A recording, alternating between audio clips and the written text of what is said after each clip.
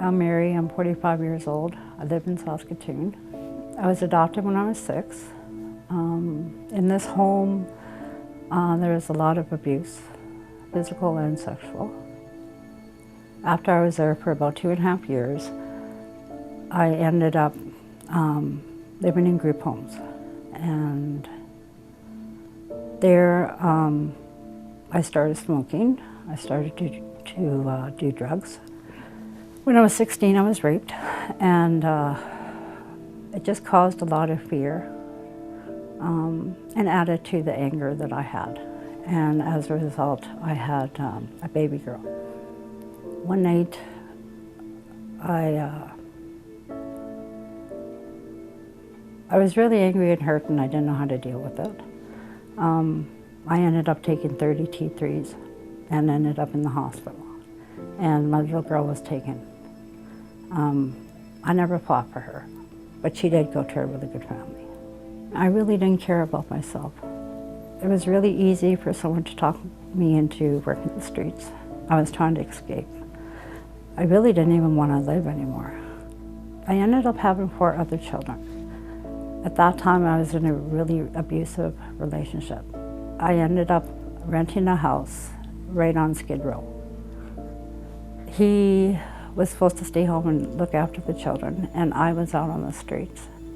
I had never done needles before, and that was my first time, and I was hooked. I became numb. I became cold. It wasn't anything to be walking out there at 3 or 4 o'clock in the morning. Many times I worked when I was strung out. I had a couple bad dates, and my children were barely being taken care of. Many times they had no food to eat. I ended up abandoning them in care. And I used to pray to God for them to be taken care of.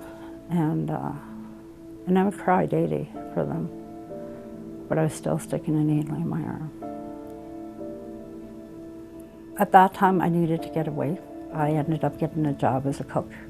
I had a pretty good job, and every payday I would spend $300, $400 on crack.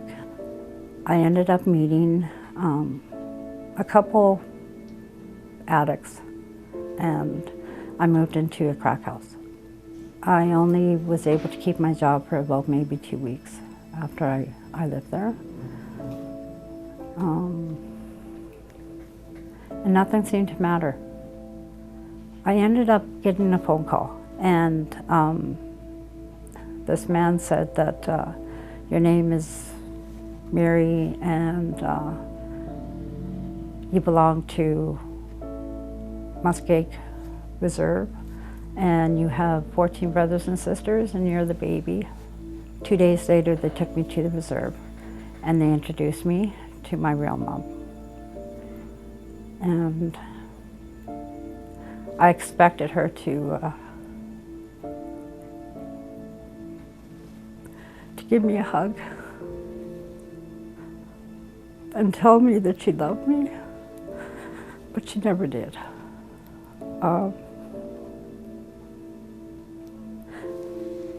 After that, I returned to the crack house. I had nowhere to go. My friend told me to phone the Salvation Army, and I did. And I went down there, and they told me about the Lighthouse.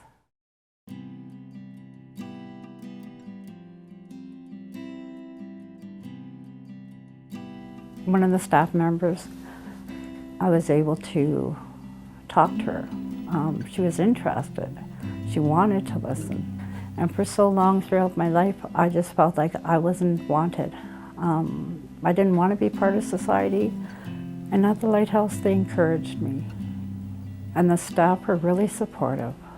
They ended up loving me when I couldn't love myself. I remember when there was Christmas and we all sat in the living room at the time,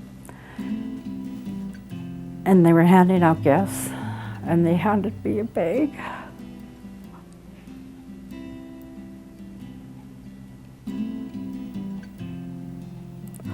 And I just felt so grateful. that someone cared. And I knew I didn't have to run anymore.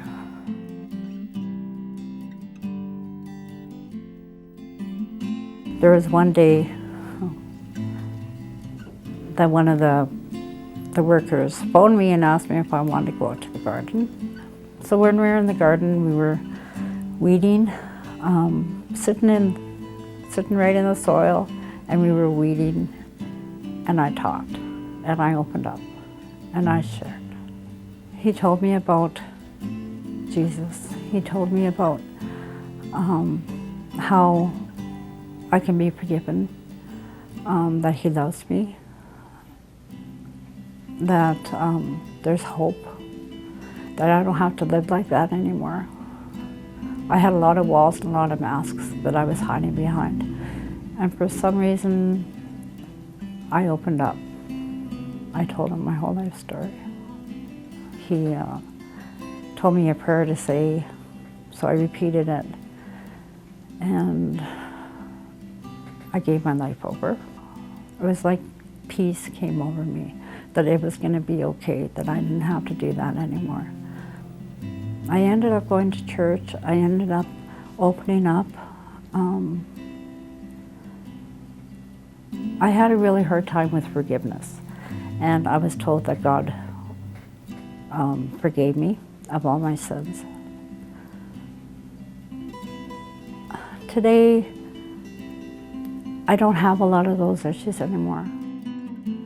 Now that I have started my healing and my growing, I would love to have an outreach for street girls, to help them, give them some hope, and let them know that they're loved and they're not forgotten.